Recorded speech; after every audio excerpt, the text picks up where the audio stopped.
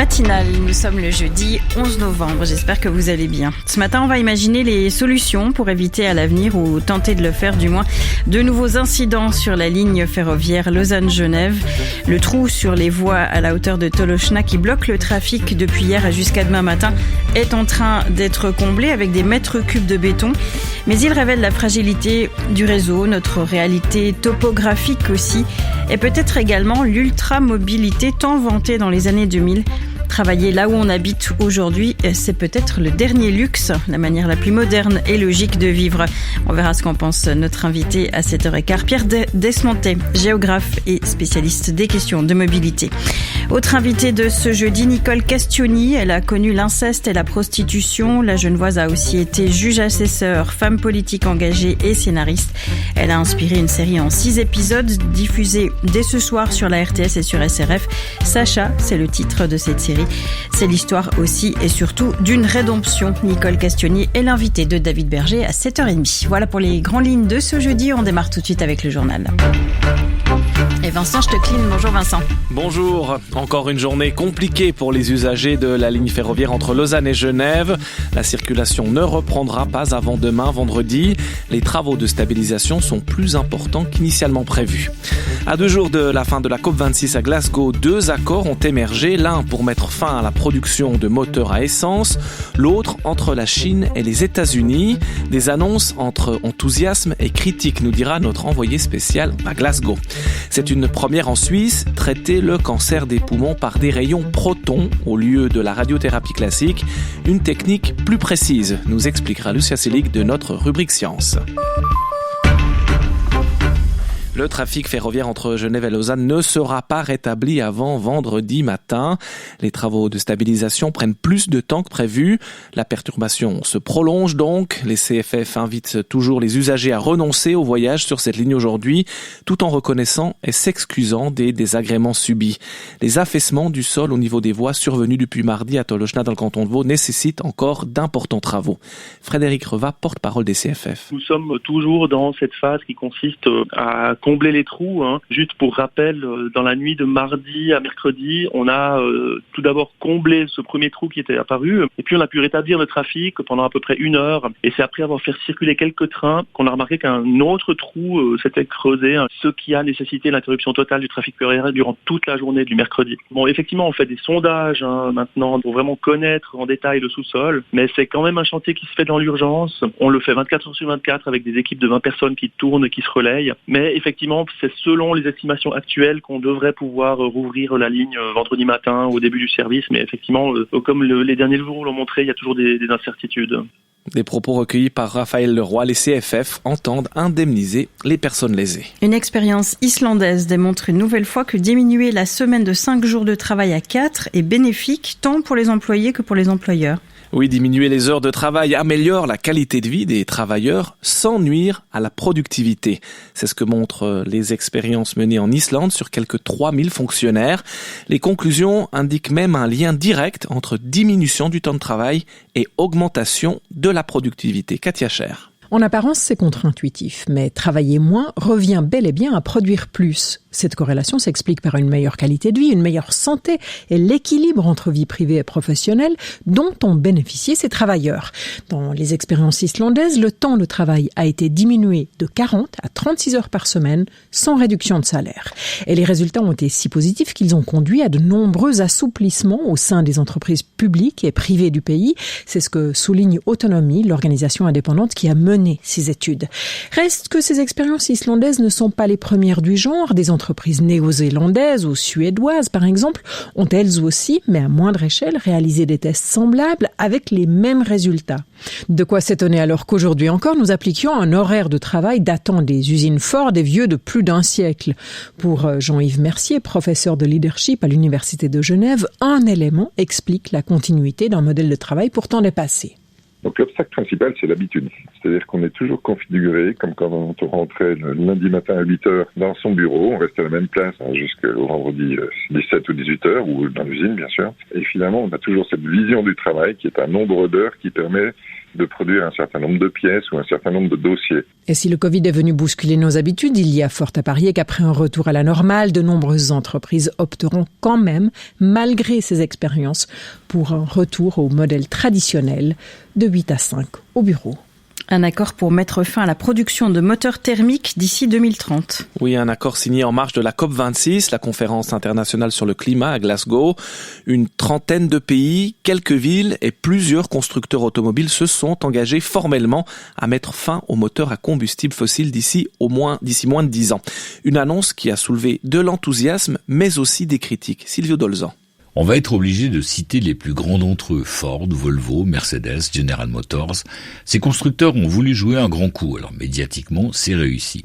VW et Toyota, par exemple, n'ont pas signé. Plus prudents, ils préfèrent miser sur 50% de production de voitures électriques en 2030.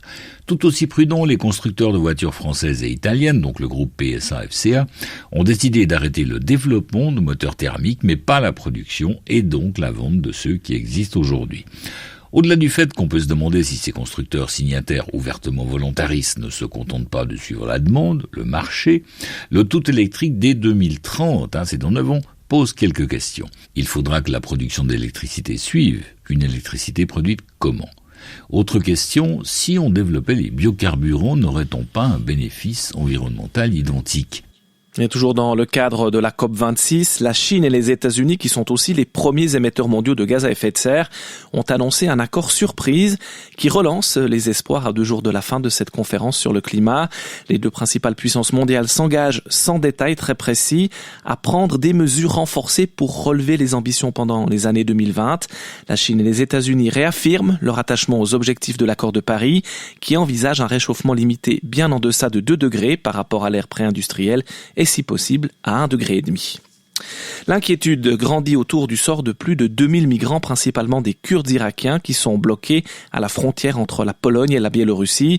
La Pologne qui a accusé Minsk de terrorisme d'État hier, au point que le Conseil de sécurité de l'ONU se réunira d'urgence à ce sujet aujourd'hui, à la demande de la France, de l'Irlande et de l'Estonie. Les Européens accusent depuis des semaines le président bélarusse d'alimenter la crise en délivrant des visas à des migrants et en les acheminant à la frontière pour se venger de sanctions européennes. Toujours dans le domaine de la préservation de l'environnement, vous en parliez il y a un instant, Vincent, la Confédération se dote d'une nouvelle stratégie touristique. Oui, la feuille de route adoptée hier par le Conseil fédéral met l'accent sur la transformation et la durabilité. Des transferts de compétences et du coaching pour les entrepreneurs sont prévus. Berne veut aider le secteur du tourisme, durement touché par la pandémie, à retrouver la croissance. Mais l'État ne peut pas tout. Un retour tel quel au tourisme d'avant le Covid, ce serait illusoire, concède le président de la Confédération, Guy Parmelin. Il ne faut pas croire qu'on reviendra point par point à ce qui se passait avant la crise. Avant même la crise, si je prends hôtellerie, restauration, il y avait déjà des inquiétudes en matière de structure. Beaucoup disaient la rentabilité dans certains secteurs n'est déjà plus atteinte. Avec la crise et avec ce programme, nous cherchons à faire en sorte que les secteurs qui peuvent et qui doivent survivre pour le bien du tourisme suisse, qui ont su faire évoluer leur structure, qui seront capables d'utiliser et de bénéficier des nouvelles technologies, qu'on puisse accompagner ces effets structurels. 5 nouveaux candidats et candidates se lancent dans la course au Conseil d'État vaudois. 4 femmes et 1 homme ont été choisis pour représenter Ensemble à gauche à l'élection au Conseil d'État vaudois en mars prochain. Le but est le même qu'en 2017, se présenter en alternative, car pour la gauche de la gauche, la majorité socialiste et verte actuellement au gouvernement fait trop de concessions et mène une politique trop libérale à son goût. Élodie Lopez, députée au Grand Conseil, est l'une des candidates au Conseil d'État. Elle répond à Julie Rosis. Ce sont des partis qui font le jeu du compromis avec la droite dans les politiques qu'ils mènent et puis qui arrivent souvent pas à pouvoir au fond proposer des mesures qui soient à notre sens à la mesure des enjeux, notamment des enjeux climatiques. On pense que c'est pas par le jeu du compromis et du compromis mou qu'on arrivera à relever les enjeux actuels. Qu'est-ce qui vous fait penser que vous pourriez faire mieux ? Je pense pas que moi, toute seule dans mon individualité, je pourrais faire mieux. C'est en faisant collectif, en étant plusieurs, qu'on arrivera à faire avancer les choses. Je pense que la force des propositions des candidatures Ensemble à gauche, c'est de ne pas avoir envie de faire de compromis et donc de ne pas s'asseoir sur certaines valeurs qui nous semblent être fondamentales pour pouvoir répondre aux enjeux actuels, notamment en matière d'urgence climatique et sociale. C'est une première en Suisse dans le traitement des cancers. L'utilisation de rayons protons en lieu et place de la plus conventionnelle radiothérapie. Oui, la technique développée par l'Institut Paul Scherrer de Willigen en Argovie teste les rayons de protons pour traiter des cancers de poumons inopérables. Comparée à la radiothérapie conventionnelle aux rayons X, cette technique doit permettre de moins endommager les tissus environnants. Lucia Silic. C'était mardi à l'Institut Paul Scherrer. Une patiente atteinte d'un cancer des poumons inopérable a été irradiée avec des protons, les particules chargées positivement. L'Institut traite déjà avec cette méthode des tumeurs au niveau du cou, de la tête ou du tronc. Mais pour les poumons, c'est une première en Suisse. Une première qui intervient dans le cadre d'une étude clinique internationale randomisée qui compare la protonthérapie à la radiothérapie conventionnelle. Dans la radiothérapie classique, on utilise les rayons X, des particules de lumière, les photons qu'on peut focaliser sur la tumeur, mais qui ont tendance à se diffuser dans les tissus sains autour. Les faisceaux de protons, eux, sont beaucoup plus précis, fait valoir l'Institut, ce qui pourrait réduire les effets secondaires au niveau du cœur et les pneumonies. Si cette approche n'a pas été utilisée jusqu'ici pour les cancers des poumons, c'est à cause des difficultés liées au mouvement respiratoire. Il faut ruser pour ne pas toucher plus de tissus que nécessaire en irradiant entre les phases d'expiration et d'inspiration. Et on termine avec cette nouvelle de hockey sur glace. L'entraîneur de Genève Servette, Pat Emond, a été démis de ses fonctions hier matin. Il est remplacé par Jean Cadieux jusqu'au terme de la saison. Vincent Stecklin pour le journal. Merci beaucoup Vincent. Infotrafic RTS. Un accident s'est produit sur l'autoroute Genève-Lausanne. La circulation est perturbée entre Morges et Crissier en direction de Lausanne. Le temps sera bien ensoleillé aujourd'hui malgré des passages nuageux en matinée. Quelques bancs de brouillard localement ce matin aussi sur le plateau et encore nuageux le long de la crête sud des Alpes valaisannes avec les derniers flocons. Les températures de -1 à 6 degrés actuellement, maximum 10 cet après-midi jusqu'à 16 en Valais avec une tendance au fun au début de la journée dans les vallées alpines. La météo avec la vente en ligne alloboisson.ch, livraison au bureau et à la maison. À 6h12 à suivre dans cette matinale. Les rendez-vous de la presse de Valérie Droux, la revue des 1 à 6h43 et la presse magazine 6h20 où on découvrira l'importance des végétaux sur notre planète Terre avec le magazine Science et Vie questions-réponses. Sport matin et l'équipe de Suisse qui affronte l'Italie demain pour les qualifications pour la Coupe du Monde 2022 au Qatar. Elle est en tête de son groupe à égalité avec l'Italie, la Suisse, mais l'équation ne sera pas simple pour l'entraîneur Murat Yakin. Plusieurs joueurs phares ne pourront pas jouer ce match. Et puis âme sensible s'abstenir, ce sera vers 6h48. Ici, la Suisse nous emmènera dans le Jura au cœur de la fabrication du boudin. Car oui, c'est bel et bien aujourd'hui la Saint-Martin. RTS La Première, Valérie Auer. On démarre avec du ski alpin dans l'instant sport avec le géant. Après le géant d'ouverture de Solden, le Cirque Blanc fait halte ce week-end à Lech en Autriche avec au programme un géant parallèle. Les dames seront en lice samedi et les hommes dimanche. Et la révélation féminine de l'hiver à Swiss Ski pourrait bien s'appeler Camille Rast à Alain-Thévaux. Depuis sa 6e place au slalom nocturne de Flaro en janvier dernier avec le dossard 57, son meilleur résultat en carrière en Coupe du Monde, Camille Rast a franchi un palier après plusieurs blessures sérieuses et une mononucléose. La jeune Valaisanne de 22 ans semble avoir pris confiance. Ses objectifs sont clairs, progresser, faire preuve de régularité et prendre part aux Jeux Olympiques de Pékin en février prochain. Saison olympique, c'est, je pense, le thème de tout le monde veut y aller, mais on est beaucoup au départ, on est beaucoup à avoir les capacités d'y aller, donc il va falloir sortir les coudes et puis montrer notre meilleur. Après, pour moi, le géant, où je suis pas encore dans les 30, l'objectif c'est vraiment de réussir à venir avec ces gros dossards, revenir devant, essayer de faire des points et intégrer ce top 30 dans les deux disciplines. Et puis en slalom, je vais essayer de pas être trop gourmande, mais quand même, quand on est au point du top 15, c'est quand même ce qu'on a envie d'aller chercher. Après, voilà, on verra aussi le niveau des autres filles. Pendant l'été, on n'a aucune idée de où se trouvent les autres nations. On est un groupe de filles qui ont plus ou moins le même âge. On a commencé un peu tout en Coupe d'Europe. Après, il y a eu des blessures, il y a eu des filles qui ont explosé. Et on se retrouve gentiment toutes un peu à aller chercher ces places. Et je pense que ça peut être une saison très intéressante aussi. Pour se qualifier pour les Jeux Olympiques, la championne du monde junior 2017 de slalom devra surtout remplir les critères de sélection. Camille Rast est en pleine possession de ses moyens après une bonne préparation estivale. De bon augure pour les classiques à venir. Les épreuves de Lech ce week-end, comme toutes les épreuves de la Coupe du monde de ski alpin, sont à suivre en images sur RTS2. Direction la Jordanie maintenant pour le reportage de Tout un monde. Un pays, la Jordanie, où les femmes étudient mais ne travaillent pas. 86% d'entre elles sont sans activité professionnelle. Elles sont soit au chômage, soit femmes au foyer. Et c'est un des taux d'inactivité les plus élevés au monde. Malgré cela, certaines Jordaniennes commencent à se tourner vers des métiers considérés comme masculins pour faire face à la crise économique engendrée par la pandémie mondiale. Elles deviennent bouchères ou mécaniciennes, par exemple. Écoutez ce reportage sur place en Jordanie de notre correspondant Jérôme Borouyevski. This is Sol. This is Raoula exerce le métier de plombier. Dans son atelier, elle forme également des femmes à réparer des climatiseurs et des téléphones portables. D'après elle, ces métiers, considérés comme très masculins en Jordanie, offrent des débouchés très importants aux femmes qui souhaitent travailler.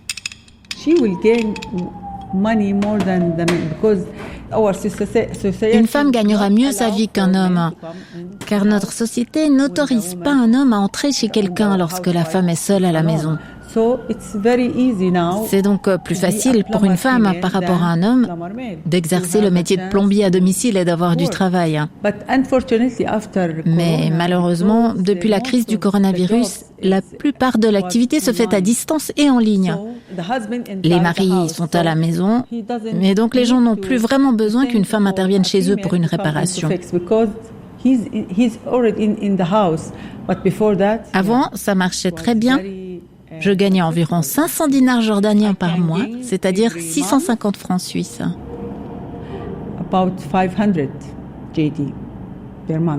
Ces métiers, traditionnellement réservés aux hommes, attirent maintenant quelques femmes. Julia Lefebvre est responsable de la formation professionnelle au bureau de l'Agence française de développement à Amman. En fait, elle s'adapte aussi aux demandes du marché puisque essentiellement elle travaille dans le secteur de l'éducation, de l'aide à la petite enfance et le secteur un petit peu de la santé. Mais ces secteurs sont bouchés, il y a énormément de chômage. Et du coup, elles ont dû aussi s'adapter aux demandes du marché, notamment dans le secteur privé, avec des métiers dits non conventionnels. Ça peut être dans la boucherie, dans des usines. Du coup, c'est aussi en fait une forme de réponse à cette demande du secteur privé.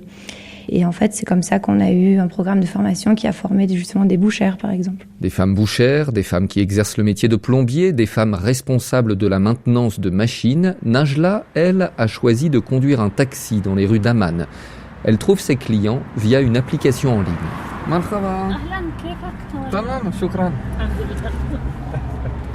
Dans la capitale jordanienne, il est extrêmement rare de tomber sur un taxi conduit par une femme. Lorsque les clients de Najla entrent dans sa voiture, ils sont souvent très étonnés. Il n'y a qu'une seule personne, une fois, qui m'a fait un commentaire négatif. Le client m'a parlé de religion, il m'a dit que peut-être le fait de conduire une voiture et des clients à travers la ville allait à l'encontre de la religion. Je lui ai dit que j'avais grandi en Arabie Saoudite, que je suis une femme très religieuse. Je lui ai expliqué que mon activité n'est pas contraire aux principes religieux, que je sais parfaitement ce qui est interdit et autorisé. Je lui ai dit d'arrêter de faire des commentaires négatifs parce que je connais mon travail et ma religion. Mais ce n'est arrivé qu'une seule fois sur 5000 courses. Car les mentalités évoluent. Ici, à Al-Kutein, à l'extrême nord du pays, à la frontière syrienne, les femmes travaillent depuis des années. Elles bêchent, elles plantent, elles repiquent dans des champs, dans des serres. Fourja et son mari Riyad préparent la terre pour planter des laitues.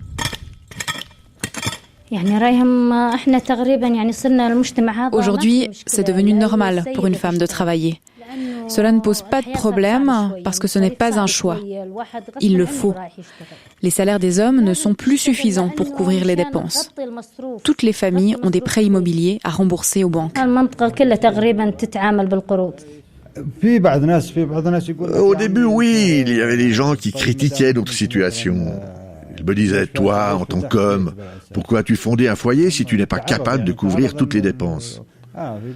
C'était très dur à entendre, mais je n'avais pas le choix.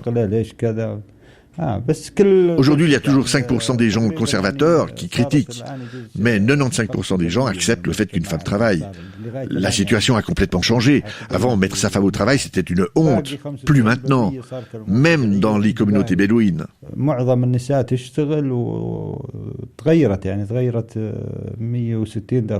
Fourja espère maintenant créer sa propre activité, une serre hydroponique à domicile pour travailler tout en s'occupant de ses 5 enfants. Jérôme Borisevski, RTS Info à Amman et Umm al-Qutain en Jordanie. Voilà pour ce reportage de tout un monde qui s'interrogera ce matin sur ce qui cloche dans notre cerveau, plus précisément ce qui d'un point de vue neurologique nous empêche d'agir pour le climat malgré l'urgence, avec Sébastien Boller, auteur du Bug humain.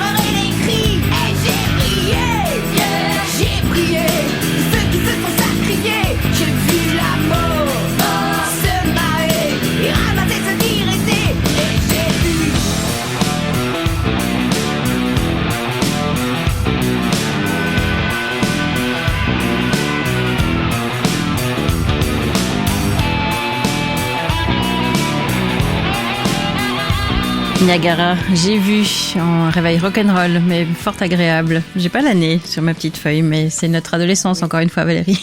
80, fin 80. Voilà. Des choses comme ça. On dirait ça. 6h21, la presse magazine, une presse végétale ce matin, Valérie, avec Science et Vie, questions-réponses. 100 questions sur les pouvoirs du végétal nous sont proposées ce trimestre. La vie sur Terre serait bien différente sans les végétaux, avertit l'éditorial. Ils sont bien souvent les premiers maillons de la chaîne alimentaire, par exemple. Pourtant, dans la vie quotidienne, ils sont invisibilisés par rapport aux animaux. Ancrés dans la terre, ils nous semblent monotones, les plantes sont trop vertes, trop silencieuses, trop immuables, et on apprend que ce dédain pour les plantes porte même un nom, la cécité botanique. Pourtant, nous promet Science et Vie questions-réponses, la vie des plantes est tout aussi intéressante que celle des animaux. Les plantes bougent, elles respirent, elles transpirent même. Et vous nous avez sélectionné quelques-unes de ces questions-réponses sur les plantes. Valérie, on commence par leur taille. Mais oui, la plus grande, la plus petite, évidemment. La plus grande, c'est un arbre, un séquoia à feuilles d'if, situé dans le parc national de Redwood, tout au nord de la Californie. 116 mètres de haut, un petit peu plus que le jet d'eau de Genève. 800 ans, 7 mètres de large pour un poids évalué à 3300 tonnes. Les plus petites plantes sont des algues unicellulaires, environ 10 fois plus petites qu'un cheveu. Question d'actualité aussi, les plantes possèdent-elles un système immunitaire? Oui, elles ont tout un arsenal pour se défendre contre les infections et on l'imagine, comprendre ce système immunitaire est central pour lutter contre les épidémies qui s'attaquent aux cultures agricoles. On passe aussi en revue leurs différents systèmes de défense externes, les épines contre les animaux herbivores, les poils contre les insectes, mais aussi contre le vent ou la sécheresse. Et puis arrêtons-nous un instant sur la question numéro 67. Pourquoi les oignons font-ils pleurer? Pas plus tard qu'hier soir encore, j'ai pleuré dans ma cuisine. Alors il faut savoir que durant sa croissance, l'oignon capte le soufre contenu dans le sol et il le stocke dans ses cellules sous la forme d'une molécule. Lors de l'épluchage et du découpage, ces molécules sont libérées et entrent en contact avec les enzymes contenues dans l'oignon. Cette rencontre produit une réaction chimique qui produit un gaz irritant et volatile. Ce gaz, évidemment, atteint les yeux, feu et au contact de nos larmes, il se transforme en acide sulfurique. Voilà pourquoi. Donc, ça brûle et on pleure. Il faut donc éplucher ces oignons sous l'eau ou les mettre au frais avant utilisation. Ah bah voilà, merci beaucoup. On saura maintenant. Donc plus l'oignon est vieux, plus il pique. Oui, voilà, exactement. Plus il est emmagasiné de soufre. Sans question sur les pouvoirs des végétaux et quelques bons conseils comme celui-ci, c'est dans le trimestriel Sciences et Vie, questions-réponses. Merci beaucoup Valérie, à tout à l'heure. À tout à l'heure. RTS Info, la matinale. La chronique RTS Religion maintenant. Facebook renonce à la publicité religieuse. Autrement dit, les utilisateurs de Facebook et Instagram ne seront bientôt plus ciblés selon leur appartenance religieuse. Carole Pirker. Dès janvier prochain, des milliers de catégories d'intérêt, dont celles relevant de pratiques religieuses, seront supprimées. Des catégories particulièrement appréciées des annonceurs. À travers elles, le géant de la publicité en ligne leur permet de cibler des consommateurs très finement et à très grande échelle, en fonction des pages que ces derniers ont consultées ou des pubs sur lesquelles ils ont cliqué. Et pourquoi ce changement de pratique, Carole ? En raison de la crise de réputation majeure que traverse Facebook suite aux révélations de la lanceuse d'alerte Frances Haugen, qui accuse le géant de la Silicon Valley de faire passer ses profits au détriment de la sécurité de ses usagers. Elle s'est d'ailleurs exprimée hier face aux élus français pour dénoncer notamment les lacunes dans la modération de la plateforme face à la diffusion de contenus haineux. Des lacunes qui ont par exemple contribué à envenimer les tensions visant la population musulmane minoritaire des Rohingyas en Birmanie ou à alimenter en Inde les discours de haine et de violence contre les musulmans. C'est donc une façon de redorer son blason ? Oui, une tentative de corriger une partie des failles dénoncées depuis une bonne dizaine d'années, selon le sociologue Olivier Glacé que j'ai pu joindre hier après-midi. Pour ce spécialiste des usages du numérique, cette décision s'inscrit aussi dans une stratégie plus large. Il rappelle que début octobre, le groupe Facebook s'est rebaptisé Meta et que la semaine passée, il a renoncé à la possibilité d'utiliser la reconnaissance faciale. Ces décisions participent, selon lui, d'un enjeu de blanchiment de sa réputation. Une façon aussi de se créer une nouvelle identité autour de projets pharaoniques et flous, comme celui du métavers, mélange de réalité augmentée et virtuelle. Mais c'est aussi pour Olivier Glacé une façon d'anticiper d'éventuelles poursuites judiciaires. Reste que si des milliers de catégories d'intérêt, comme celle des pratiques religieuses, ne seront plus utilisables pour des publicités ciblées, rien n'est dit sur la façon dont le groupe Meta continuera de les exploiter à l'interne. Comme toujours avec les géants du web, conclut le spécialiste, c'est seulement dans la durée que l'on pourra observer l'effet potentiellement positif de ces mesures. Carole Pirker pour la chronique RTS Religion. À 6h27, on passe à l'archive du jour. Nous sommes le 11 novembre 2004. Yasser Arafat s'éteint à Paris. Il a 75 ans. L'homme d'État palestinien y avait été hospitalisé 2 semaines auparavant. La thèse de l'empoisonnement a souvent été évoquée, Pierre-Étienne Joie.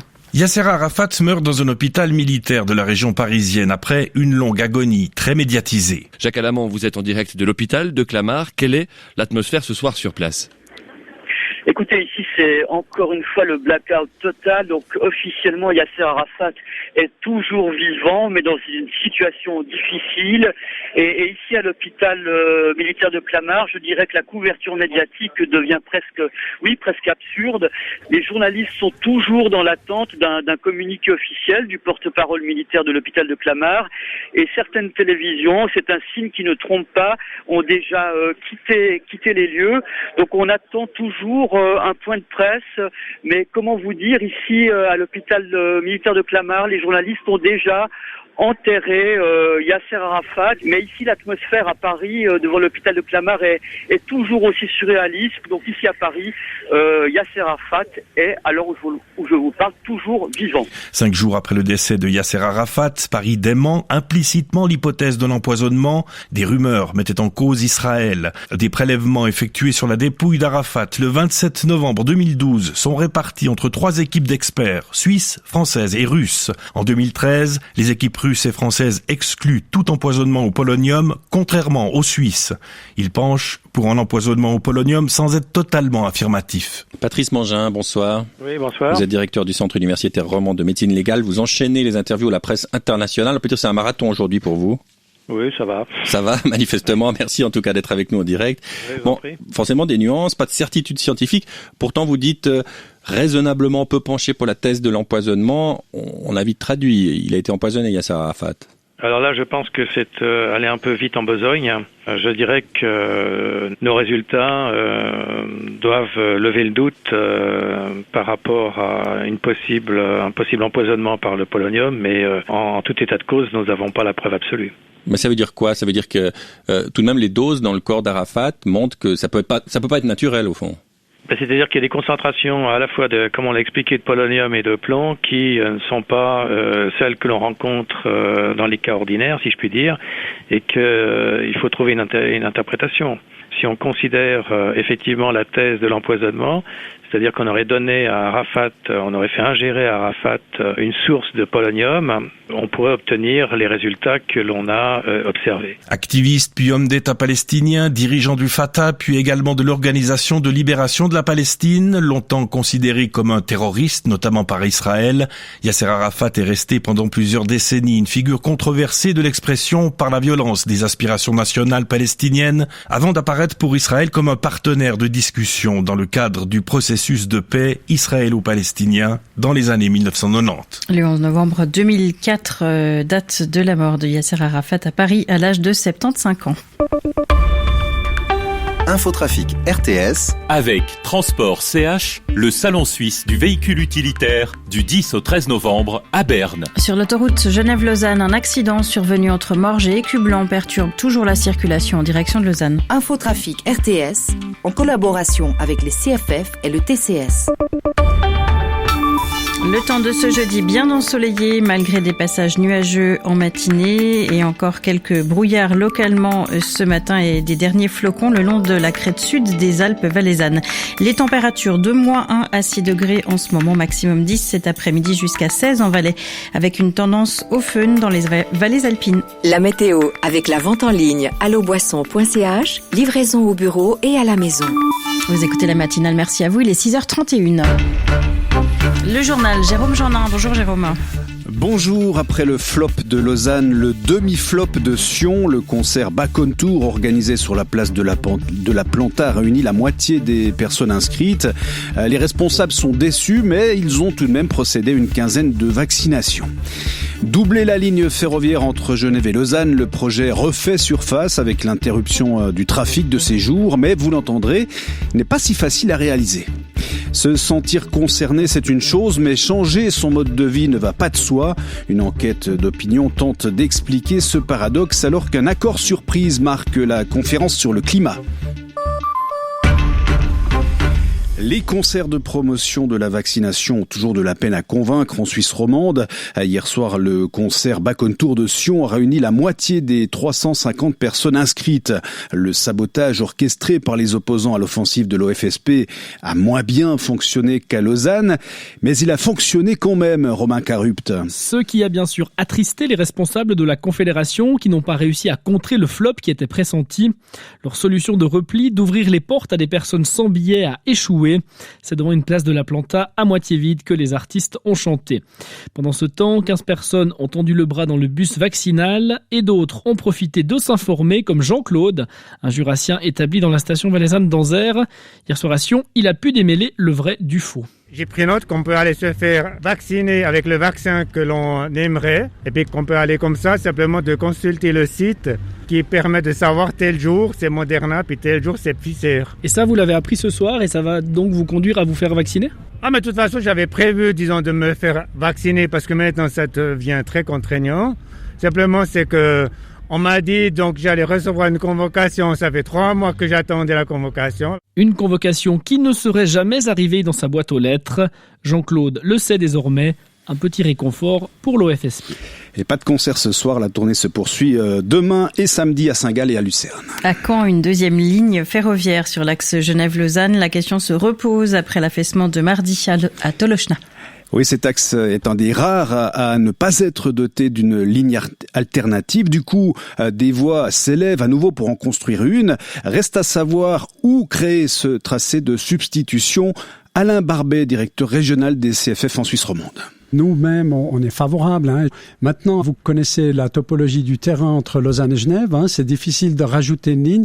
Si on rajoute juste une voie à côté des deux autres voies que l'on a déjà, si on a ce type de problème, on aurait exactement les mêmes interruptions. Donc, on est obligé de réfléchir à un autre itinéraire. Il y a plusieurs tracés qui sont à l'étude, mais on est en Suisse. C'est une région extrêmement sensible.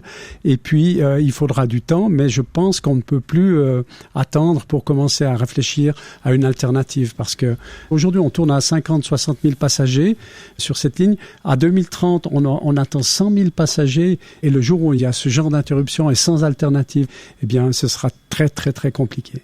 Alain Barbet, hier soir dans Forum, le trafic ferroviaire ne sera pas rétabli avant demain matin sur cet axe. Les CFF expliquent que l'affaissement du sol nécessite encore d'importants travaux et que la remise en état des voies s'avère plus compliquée que prévu. La rupture des négociations avec l'Union européenne a laissé des traces. Constat établi hier par la délégation de la Commission des Affaires étrangères du Conseil national au terme d'une visite à Bruxelles. Et selon cette délégation, les relations se sont durcies. Oui, l'Union attend désormais des propositions concrètes d'Ignazio Cassis qui rencontrera lundi le vice-président de la Commission européenne. De Bruxelles, le récit d'Alain Franco. Des interlocuteurs européens blessés par la rupture brutale des négociations, des entretiens pas franchement chaleureux, dit-on côté suisse. Le climat n'est pas des plus favorables. À quelques jours de la rencontre entre Ignazio Cassis et Maroš Šefčovič, le monsieur suisse de l'Union européenne. Car désormais, l'UE considère la relation bilatérale comme un tout, indissociable. Tiana Moser, présidente de la Commission de politique extérieure. La situation endurcie. L'Union européenne veut discuter tout ensemble. On met l'accès au marché dedans. On met les thèmes de coopération comme l'éducation avec l'Erasmus, la recherche avec Horizon, mais aussi la cohésion. On ne veut pas séparer les choses parce qu'on a la perception de l'Union européenne que c'est un projet ensemble et la Suisse doit décider ce qu'elle veut faire. La délégation a rencontré des eurodéputés, le directeur de cabinet de Maroš Šefčovič. Conclusion de l'élu vert libéral. Si on veut tranquilliser la situation avec l'Union européenne, on doit présenter un plan crédible. Comment on veut avancer? Et si on n'avance pas là, la situation va être très difficile. Pour la délégation, Ignazio Cassis doit faire des propositions concrètes au-delà d'une simple volonté de rouvrir le dialogue politique. Alain Franco, RTS Info Bruxelles. Cet accord surprise annoncé hier par la Chine et les États-Unis lors de la conférence sur le climat. Les deux puissances ont présenté une déclaration conjointe dans laquelle ils s'engagent à renforcer leur action climatique. Déclaration sans détail mais saluée comme un pas important de la bonne direction par le secrétaire général des Nations Unies. Et malgré ces déclarations, tout le monde n'est pas prêt à changer de mode de vie. Ça, c'est ce que montre une enquête d'opinion publiée en marge de la COP26. Selon elle, une grande majorité des personnes interrogées se déclarent concernées par le changement climatique.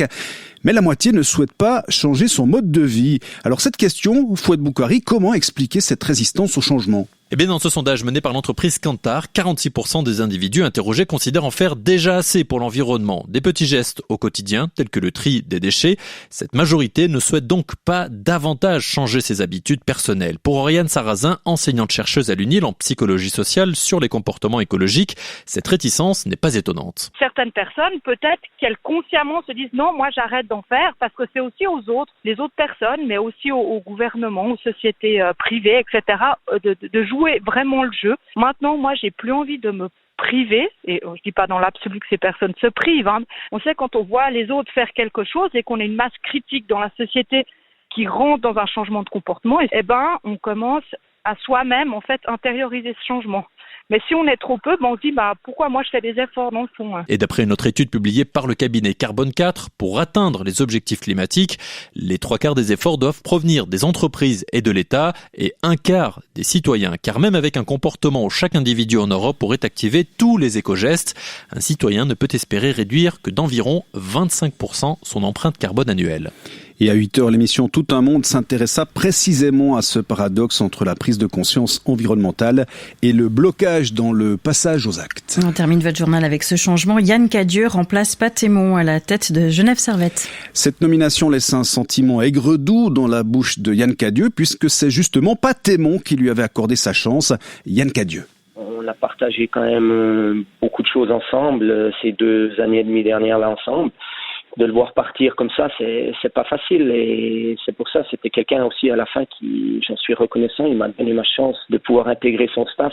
Tout s'est passé très vite dans les derniers jours et c'est clair que l'état d'esprit aujourd'hui, d'un côté il y a la joie parce que c'était quand même un objectif un jour de pouvoir peut-être coacher en Liga, et de l'autre côté, quand ça arrive de cette manière, ça donne un sentiment un peu mitigé. Alors c'est une journée comme ça, mais à la fin, je suis vraiment heureux d'avoir la chance de relever ce challenge.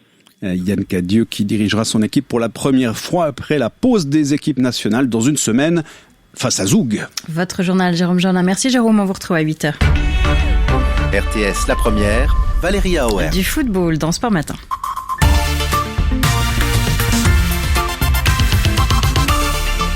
Avec vous Grégoire Rogier. Bonjour Grégoire. Bonjour Valérie. Rencontre capitale demain pour la Suisse dans les qualifications pour la Coupe du Monde 2022 au Qatar. En tête de son groupe et à égalité avec l'Italie.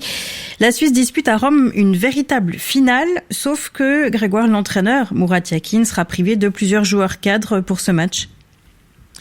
Oui, Murat Yakin n'est en effet pas gâté par le sort depuis son arrivée à la tête de l'équipe de Suisse. Durant l'automne, le sélectionneur a dû composer avec les forfaits. Ce sera une nouvelle fois le cas à Rome demain soir. L'équipe de Suisse étant privée de plusieurs joueurs majeurs comme Xhaka, Seferovic, Elvedi, Mbolo ou encore Zuber. Et avec autant de forfaits, Murat Yakin va donc devoir solliciter d'autres joueurs, des éléments peu habitués à être sous le feu des projecteurs en équipe nationale. Cela pourrait être le cas de Noah Okafor. Le jeune homme de 21 ans n'a connu jusqu'ici qu'une seule sélection en équipe nationale. C'était en 2019. Depuis, il a quitté son club formateur de Bâle pour aller jouer en Autriche, à Salzbourg. Cet automne, il a brillé avec son équipe, notamment en Ligue des Champions où il a marqué à 2 reprises. Il retrouve ainsi l'équipe de Suisse avec grand plaisir. Noah Okafor. Je pense que les dernières semaines et les derniers mois ont été très positifs pour moi. Je me suis senti très bien au fil des matchs, j'ai progressé. Être sélectionné aujourd'hui avec l'équipe A est une récompense pour tout le travail effectué. Je crois vraiment que j'ai franchi un palier dans mon équipe de Salzbourg, mais aussi individuellement, et j'en suis très fier. Et j'ai une bonne discussion avec le sélectionneur. Je suis toujours prêt à pouvoir aider mon équipe, et si on fait appel à moi, je vais donner mon meilleur pour mon pays. C'est vrai qu'il y a beaucoup d'absents. En tous les cas, si on me donne la chance de jouer, je suis prêt. On verra ce que l'entraîneur décide. Noah Okafor sera peut-être l'atout décisif du sélectionneur Murat Yakin dans ce match face à l'Italie. Ses prestations des dernières semaines parlent en effet pour lui. Hormis ses débuts en Ligue des Champions, l'ailier a également trouvé à 5 reprises le chemin des filets en championnat. Le jeune homme, né à Binningen, proche de Bâle, a toujours été un grand talent dans les différentes catégories de jeunes. Seulement, il a quand même fallu lui faire prendre conscience des efforts à fournir pour atteindre le haut niveau. Yves Desbonner, sélectionneur de Noah Okafor chez les moins de 16 ans et moins de 17 en Suisse. Noah, c'était joueur de talent, joueur qui avait un gros potentiel, des qualités de 1 contre 1 qui étaient assez fantastiques, et qui avait besoin d'exigence, qui avait besoin qu'on le pousse, qui avait besoin qu'on lui demande plus, qui avait besoin de se faire violence parfois pour exploiter en fait tout son potentiel.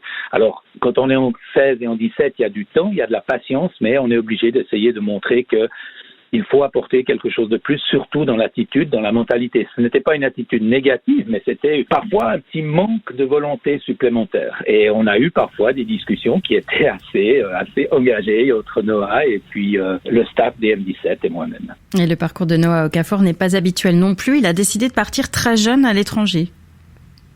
Oui, après une 50aine de matchs sous le maillot du FC Bâle, son club formateur, Noah Okafor a décidé il y a un peu moins de 2 ans de quitter la Super League. Il a répondu favorablement à une offre de Salzbourg, un choix qui lui a permis de remporter 2 titres de champion d'Autriche ainsi que 2 coupes nationales. Mais surtout, il a choisi un club qui sait mettre les jeunes joueurs en valeur, Yves Desbonner. Des choix courageux, des choix importants. Par exemple, en quittant la Suisse, en allant jouer à Red Bull Salzbourg, c'était un choix quand même que je trouve osé, courageux quand même de partir, de vouloir plus. Et quand je le vois aujourd'hui, quand je vois les matchs de Salzbourg en Champions League, je vois un Noah Okafor qui est devenu un vrai athlète, qui impose un physique impressionnant et qui impose toujours sa technique et sa qualité de jeu qu'il avait, mais qu'il a complété avec une mentalité très forte et puis un physique adapté à ça. Donc là, il y a eu un plan de carrière qui a été bien fait et qui a été très positif pour le joueur. Noah Okafor retrouve donc à l'occasion de ce rassemblement l'équipe de Suisse près de 2 ans et demi après sa première sélection, avec l'ambition de jouer un rôle majeur dans cette finale face à l'Italie et ainsi peut-être ouvrir la porte de la Coupe du Monde 2022 à l'équipe de Suisse. On l'espère en tout cas, c'est demain soir que ça se joue. On sera tous devant nos écrans. Merci beaucoup Grégoire J pour Sport Matin. 6h43, la revue des unes de Valérie Droux, le trou de Tolochna, c'est comme ça qu'on l'appelle à la une ce matin. Et oui, ce fameux trou qui embête les pendulaires entre Lausanne et Genève, le superbe titre de 24 heures qui me fait prononcer pour la première fois un mot à l'antenne. Lausanne-Genève mérite mieux qu'une ligne blessée. Comprenez donc, rafistolé, sublime ce matin, 24 heures, 700 trains par jour quand même sur cette ligne, sans itinéraire alternatif. La pression va donc grimper. Le trou de Tolochna aussi en photo en une de 20 minutes. Voyageurs romans au fond du trou, c'est joli. Un incident rare et imprévisible, dit la Côte. C'est aussi en une du temps photo. Radiographie d'un chaos ferroviaire. Elle a une aussi ce matin, la nouvelle vague. Oui, la nouvelle vague, on ne parle pas de cinéma, c'est en une du temps. L'Europe en pleine nouvelle vague Covid. Le temps a interrogé des spécialistes pour savoir si cette nouvelle vague était comparable à celle de 2020. Le nœud du problème reste quand même le faible taux de vaccination, disent ces spécialistes. En une du Blick, la vague d'automne gonfle. Que pouvons-nous faire, demande le Blick ce matin. Est-ce qu'il faut une 3e dose pour tous? Est-ce qu'il faut la technique, la règle des 2G, le pass seulement pour les vaccinés ou les guéris, le masque obligatoire, la réduction des contacts, des confinements, des fermetures? Quelles options sont sur la table? Et Blick étudie pour chacune la pertinence de ces options.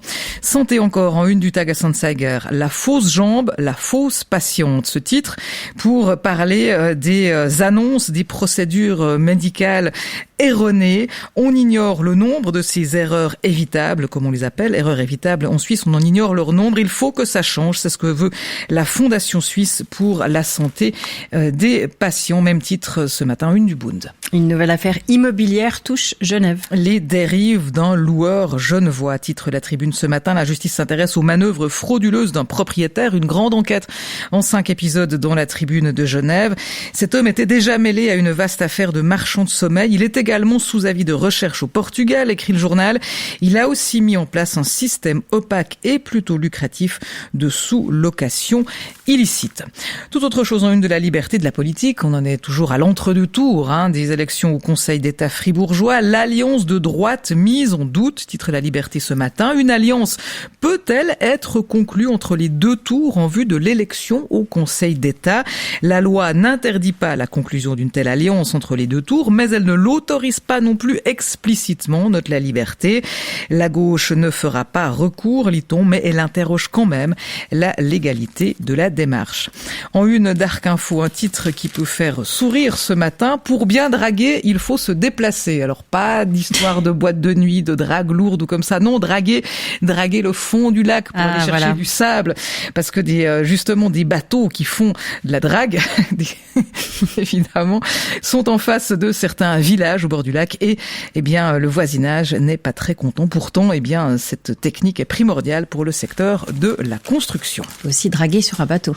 Oui, pourquoi pas. Un prophète en une du quotidien jurassien. Prophète en son pays, titre joliment le QJ avec une très belle photo d'archives. Roland Béglin, c'est lui le prophète. Il aurait fêté demain son 100e anniversaire.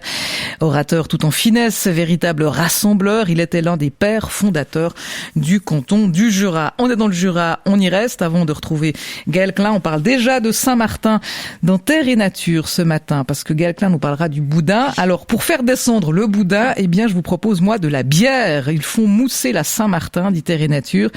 Pour accompagner le menu, des brasseurs jurassiens ont eu l'idée d'infuser de la bière avec du chou fermenté et du cumin. Chou fermenté, c'est donc de la choucroute. Bière à la choucroute, pourquoi pas.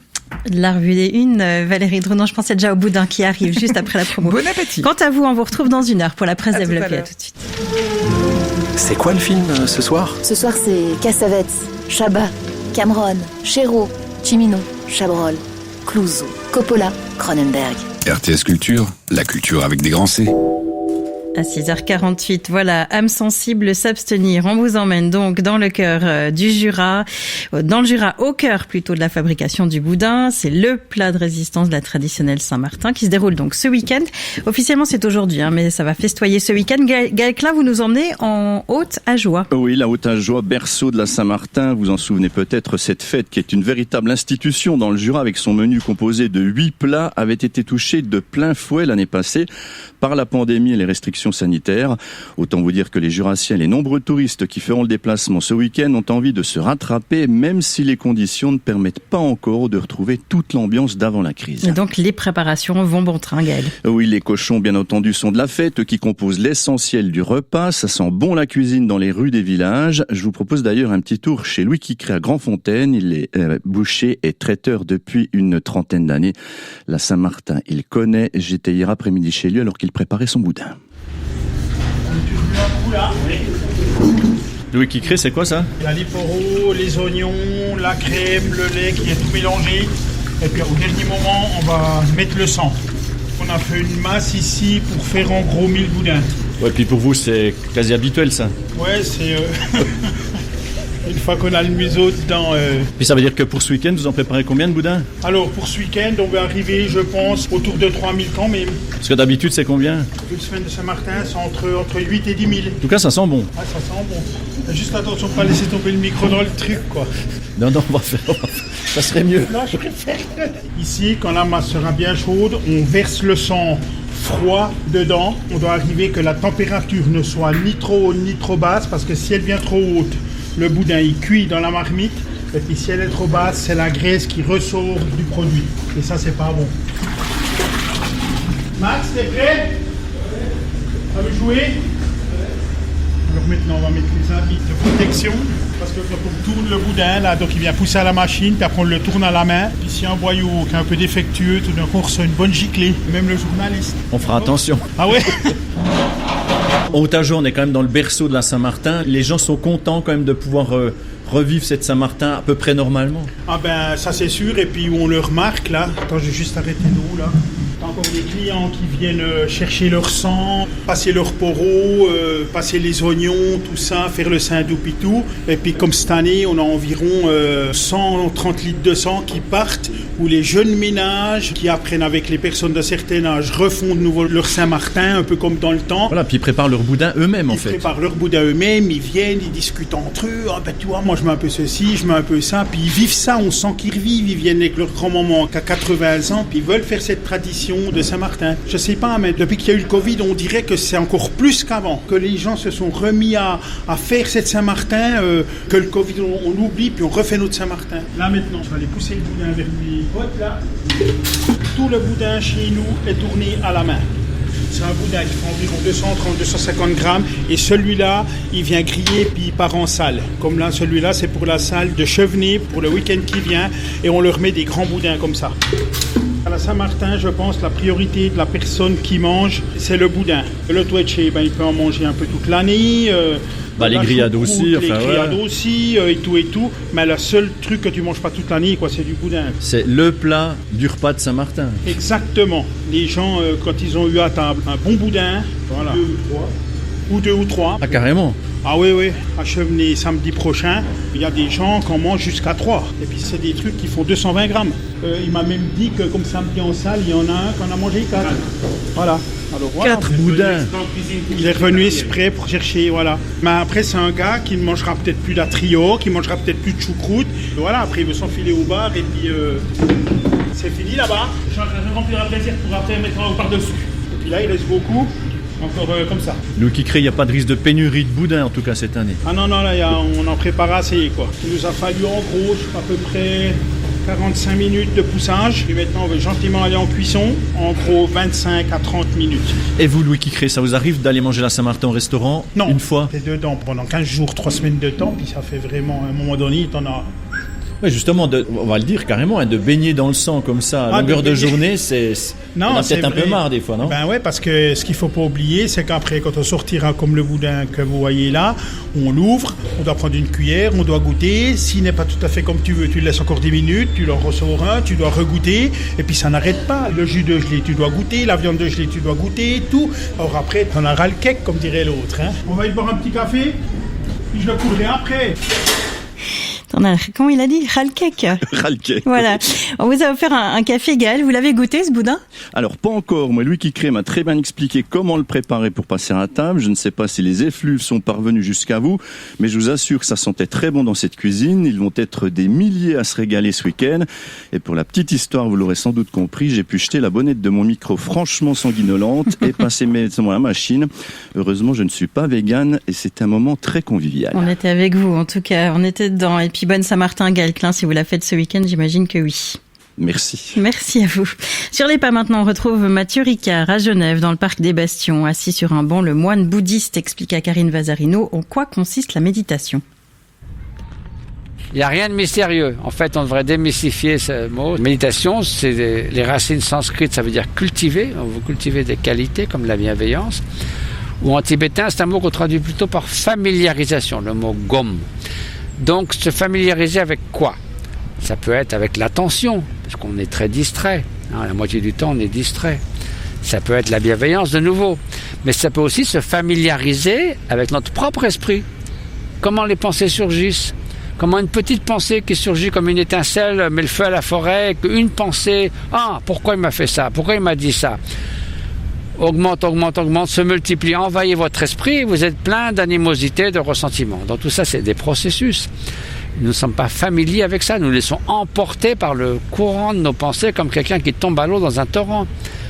Donc il faut comprendre comment ça fonctionne, et puis on se demande, mais derrière le rideau des pensées, qu'est-ce qu'il y a? Il y a cette conscience pure, qui est pure conscience, qui n'est pas définie par des constructions mentales, c'est simplement le fait d'être conscient. Et cette lucidité parfaite, libre de construction mentale, on peut dire c'est la nature première de la conscience. C'est le simple fait de connaître par rapport à un objet qui ne connaît rien. Là, il y a une faculté première. Donc ça, se familiariser avec ça, c'est pas des choses qu'on fait habituellement. Donc, vous donnez un exemple de la méditation sur la bienveillance. Tout le monde, j'espère, a eu, et de préférence le plus souvent possible, des moments d'amour inconditionnel pour un enfant, pour un être cher, pour un animal, pour quelqu'un qu'on rencontre. On ne pense qu'à une chose, puisse cet être heureux, s'épanouir dans l'existence, puissent les grandes souffrances lui être épargnées. On souhaite cela. Mais qu'est-ce qui se passe? On pense ça pendant 10-15 secondes, puis il se passe quelque chose, on se lève, là, quelqu'un rentre dans la pièce, on pense à autre chose. C'est pas quelque chose qu'on va cultiver. Quelle est la différence avec la méditation? C'est que ce même sentiment de bienveillance inconditionnelle, au lieu de le laisser passer ou de passer à autre chose, vous allez le cultiver, c'est-à-dire vous allez le nourrir, le maintenir, vous allez constamment emplir votre paysage mental de bienveillance. Si vous êtes distrait, vous y revenez, un peu comme le papillon qui revient vers la fleur. S'il décline et que il sombre un peu dans un peu vague, vous le ravivez. Si votre esprit est trop excité et distrait, vous le calmez légèrement, vous le rendez plus stable. Donc peu à peu, vous modulez, vous corrigez cette bienveillance de sorte que elle peuple votre esprit pendant 10, 15, 20 minutes. Le secret, ce n'est pas d'essayer de méditer pendant 15 heures d'un seul coup, c'est de faire des séances de méditation qui sont fréquentes, répétées et régulières. C'est-à-dire, si possible, tous les jours, 2 ou 3 fois par jour, ne serait-ce que 5 minutes, ou si possible une demi-heure ou 1 heure, voici si vous avez le temps. Cette répétition va faire que vous maîtrisez de mieux en mieux cette pratique. Donc votre esprit sera plus calme, sera plus clair, sera plus stable, et donc votre bienveillance va croître en qualité, en présence, en fréquence, et vous allez changer.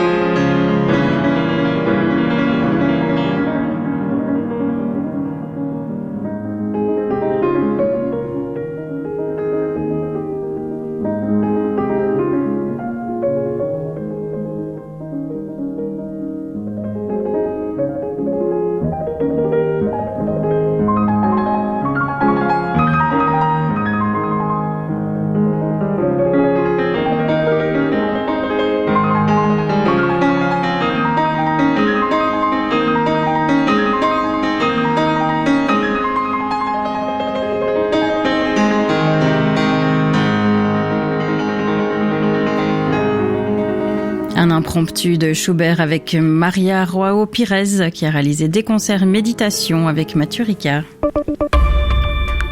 Infotrafic RTS avec Transport CH, le salon suisse du véhicule utilitaire du 10 au 13 novembre à Berne. Des ralentissements pendulaires sont signalés sur l'autoroute A entre Esserpité et Chavornay en direction de Lausanne sur l'A1 donc, sur la Transjurane en s'engageant dans le tunnel du Montéry en direction de Delémont, dans les montagnes neuchâteloises sur la route d'accès au Locle depuis la douane du Col des Roches et dans le canton de Genève entre la douane de Tonnet-Vallard et la route de Malagnou en direction du centre-ville. Infotrafic RTS en collaboration avec les CFF et le TCS. Le temps sera bien ensoleillé aujourd'hui, malgré des passages nuageux en matinée. Quelques bancs de brouillard localement aussi ce matin sur le plateau et les derniers flocons dans les Alpes valaisannes. Les températures, moins 1 à 6 degrés en ce moment, maximum 10 cet après-midi, jusqu'à 16 en Valais, avec une tendance au fun dans les vallées alpines. La météo avec la vente en ligne alloboisson.ch, livraison au bureau et à la maison. Nous sommes le jeudi 11 novembre. Merci d'écouter la matinale, il est 7h. RTS Info, la matinale. Quelle solution pour éviter d'autres incidents sur les voies ferroviaires entre Lausanne et Genève? Depuis hier, la vie des pendulaires ressemble peu ou prou à un cauchemar. Le trafic ne reprendra pas avant demain matin. Des pistes sont pourtant sur la table, comme des voies souterraines ou davantage de moyens pour développer le réseau et l'entretenir. Ou pourquoi pas revoir notre façon de vivre. L'ultramobilité tant vantée dans les années 2000 a-t-elle vécu? Le nouveau luxe aujourd'hui, c'est peut-être de travailler là où l'on vit. On verra ce qu'en pense Pierre Desmonté à 7h15, géographe spécialiste des questions de mobilité et co-syndic d'Yverdon. Il nous rejoint après le journal. Vous rêvez de travailler 4 jours au lieu de 5 avec le même salaire? L'Espagne franchit le pas, la semaine de 32 heures. Un projet pilote est lancé. 200 entreprises participent et c'est prometteur. Les explications de notre correspondante à Madrid à 7h25. L'invité de David Berger ce matin a connu l'inceste et la prostitution. Elle a aussi été juge assesseur, femme politique engagée et scénariste. Nicole Castioni sera avec nous à 7h30. Sa vie a inspiré une série diffusée ce soir sur RTS et SRF. Un thriller psychologique, l'histoire aussi d'une rédemption. Vous l'entendrez. Et tout de suite le journal d'Olivier Charderet. Bonjour Olivier. Bonjour, des trains à l'arrêt entre Lausanne et Genève jusqu'à demain matin en tout cas, mais le monde politique, lui, doit accélérer pour éviter que ces incidents ne se reproduisent. Au Parlement, désormais de jouer quand changement rime avec argent. Pas de guerre froide entre Pékin et Washington quand il s'agit de réchauffement climatique, un accord tout frais qui a surpris tout le monde à Glasgow, mais que vaut-il vraiment? Nom Hollande, prénom François, un ancien président auditionné dans un procès de cour d'assises, celui des attentats du 13 novembre 2015, une première en France, un témoin comme les autres, ou presque. Prosec ou Prosecco, la guerre est déclarée entre l'Italie et la Croatie pour une histoire d'AOC. Combler les trous à coups de béton, les ouvriers s'y attellent sans relâche 24 heures sur 24 à Tolochna dans le canton de Vaud où le sol s'est affaissé au niveau des voies ferroviaires, mais ce n'est pas avant demain matin, au mieux, que les trains circuleront à nouveau entre Genève et Lausanne. Cette situation interpelle Olivier Froncet qui ne veut pas qu'elle se reproduise. Pour ce membre de la commission des transports du Conseil des États, il s'agit maintenant d'accélérer au niveau politique. Sur le très court terme, dans l'information du jour, j'espère que le Conseil des États puis le Conseil national suivra une proposition qu'on a faite à la Commission des finances sous mon impulsion pour mettre encore plus de moyens déjà pour l'année prochaine. Donc, on parle de 233 millions. Et pour tout simplement garantir tout simplement la substance transport public ferroviaire en particulier, CFF, BDS et bien sûr les compagnies privées. Ça, c'est fondamental. Donc, il ne faut pas perdre l'attention tout simplement dans les moyens qu'on doit mettre pour continuer à entretenir et à sécuriser le réseau. Puis dans le court terme, au milieu de l'année prochaine, c'est une analyse critique sur les projections qu'aura l'Office fédéral des transports et les CFF et les autres exploitants sur l'évolution du réseau. Ça, c'est la priorité numéro 1. Et après, bien sûr, il faudra donner les moyens. Quand on a décidé PRODES 2035, on a développé passablement de projets où il y a sans aucun doute d'ailleurs manqué des moyens, mais on sait déjà que dans la liste des projets qui sont pour 2050, on sera en difficulté. Donc il faudra à tout prix modifier tout simplement la structure du fonds tel qu'elle est aujourd'hui, donc le fonds des infrastructures, pour tout simplement donner les moyens nécessaires. Olivier Français avec Raphaël Leroux. Pardon Olivier, avoir plus de moyens ou revoir peut-être notre façon de vivre, travailler là où l'on vit. On verra ce qu'en pense Pierre Desmontet. Il est notre invité juste après votre journal, géographe spécialiste des questions de mobilité. Et puis des trous, il y en avait hier à Sion dans le public. Deuxième étape romande de la tournée Back on Tour. Il y avait moins de trous que mardi à Lausanne. Il n'empêche, le concert de promotion de la vaccination conduit par Berne a attiré 2 fois moins de monde que prévu. La stratégie de ses opposants a donc en partie fonctionné. Mais, et Romain Carupt l'a constaté sur place, 15 personnes se sont fait vacciner par l'équipe du médecin Jean-Pierre Marcot. Quel côté je fais? Tu lèves bien le bras en bas, comme ça le muscle il est bien détendu.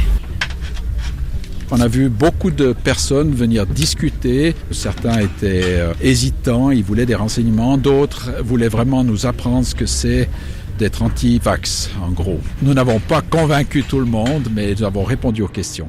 Il y a des personnes qui ne voulaient pas se faire vacciner, qui ont discuté avec vous et qui ensuite se sont fait vacciner. Non, je ne peux pas dire ça ce soir. Ceux qui se sont fait vacciner étaient déjà plus ou moins motivés. Ils étaient contents d'avoir cet accès facilité. C'est un horaire du soir ou après le travail. Je ne vais pas trop discuter dans les détails. Mais ils sont contents d'avoir pu faire cette première dose. On leur a donné un rendez-vous pour la deuxième. Dans 3 semaines, ce qui nous mène au mercredi 1er décembre. Comment gérer sa retraite si des cours existent depuis longtemps en Suisse romande? Vevey innove. La ville de la Riviera vaudoise les propose en portugais avec un premier atelier ce soir. Il faut dire que la communauté portugaise est l'une des plus importantes du canton de Vaud, comme le rappelle la déléguée à l'intégration à Vevey, Amaranta Fernandez. On a de plus en plus de gens de cette communauté qui sont à la retraite ou qui arrivent à la retraite. Et on a vu que c'était important de pouvoir offrir ce genre d'informations et de préparation, surtout à des personnes qui n'ont pas forcément de langue maternelle française, qui rajoutent une difficulté des fois à la compréhension de tous ces éléments. Et il y a aussi la question du retour au pays et puis les enjeux qui vont avec. Oui, tout à fait. C'est une grande décision de savoir si on reste ou si on part, qui peut être lourde de conséquences si on n'est pas bien préparé. Par exemple, c'est penser que la rente AVS est suffisante et ne pas regarder toutes les prestations auxquelles on a le droit et puis partir sans avoir tous ces avoirs. C'est des décisions qui font des fois rêver toute une vie et il y a la réalité. Puis il y a aussi tous les aspects psychologiques, santé, du lien social. Voilà, il y a toutes ces choses à prendre en considération. Amaranta Fernandez avec Juliette Janet. Google retire son recours contre le projet de nuage numérique de la Confédération qui pourra donc aller de l'avant. La Confédération avait attribué ce contrat de 110 millions de francs à Amazon, IBM, Microsoft, Oracle et Alibaba, mais elle avait dû suspendre la procédure après le recours de Google. Berne va pouvoir désormais plancher sur l'utilisation concrète de ce cloud en collaboration avec le préposé fédéral à la protection des données. Faut-il laisser le hasard désigner les juges? Nous y répondrons dans les urnes le 28 novembre, même si le gouvernement, lui, s'est fait son avis. Ce serait vraiment quelque chose de très exotique. Aucune autorité n'est désignée par tirage au sort. La conseillère fédérale Karine Keller-Souter en campagne contre l'initiative pour le tirage au sort des juges fédéraux. Comme elle, tous les partis jugent cette idée plutôt saugrenue. Pourtant, le tirage au sort ne vient pas de nulle part. Dans l'histoire suisse, Étienne Kocher, c'est même une tradition. L'affirmation de la conseillère fédérale fait bondir les spécialistes. À l'image de Maxime Mélina, politologue, il ne soutient pas l'initiative, mais c'est un expert du tirage au sort en politique. Le tirage au sort est extrêmement utilisé jusqu'au milieu du 19e siècle au niveau des législatives, des exécutifs et dans la sphère judiciaire. Il est tellement pas exotique qu'on l'a même qualifié de tradition républicaine suisse. Si l'on remonte un peu plus loin, pendant longtemps, les élections sont mal vues. Le hasard, lui, permet d'éviter les copinages. On écrème les candidatures, on complète les parlements pour éviter les abus. Entre 1803 et 1813, les députés du Grand Conseil vaudois étaient élus dans une procédure qui mélangeait l'élection et le tirage au sort. Entre 1798 et 1803, c'était un exemple assez fou. Le Conseil fédéral qui s'appelait le Directoire, une fois par année, un des 5 membres était tiré au sort et était éliminé et devait partir. Le tirage au sort sombre ensuite dans l'oubli. Au siècle dernier, on mise plutôt sur les compétences. Il n'en restait que des vestiges avec les jurys populaires à Genève jusqu'en 2011. Et puis, l'idée refait surface. Les mouvements écologistes veulent des assemblées délibératives, des échantillons du peuple, moins de délégations. L'initiative sur la justice, elle, va dans un autre sens. Le hasard ne choisirait pas Madame Tout-le-Monde, mais parmi des juristes triés par des experts. Le but est avant tout de couper les liens entre les juges et les partis. Qu'on soit pour ou contre ce projet, en tout cas, la méthode n'est pas si exotique. Le petit sac rempli de numéros qu'on tire à l'aveugle, tout cela prend simplement la poussière dans un coin du galetas de la politique suisse. Suisse. En France, c'est une première. Un ancien président a témoigné dans un procès de cour d'assises. Les auditions auront duré 5 heures pour François Hollande, entendu au procès des attentats du 13 novembre 2015. L'ancien chef d'État a défendu son action politique à l'époque lors d'une audience que vous avez suivie, Alexandre Abbé. Nom, prénom, adresse, François Hollande était techniquement un témoin comme les autres. Mais dans les faits, aucun n'a été aussi longuement interrogé que lui dans ce procès.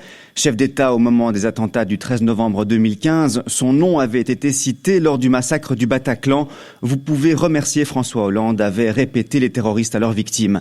Dans ce procès se manifeste souvent la tentation de chercher ce qui n'a pas fonctionné pour savoir si les attentats auraient pu être évités. 6 ans après les faits, l'ex-président a défendu à la barre son action personnelle autant que celle de l'État. L'action des forces d'intervention ce soir-là, comme celle des services de renseignement en amont. François Hollande questionné aussi sur les frappes françaises en Syrie, Alexandre. Oui, c'est un débat récurrent. Les attentats étaient-ils une conséquence des opérations militaires françaises, comme le suggèrent les avocats de la défense? Non, tranche Hollande. Des projets d'attentats avaient été identifiés avant les frappes.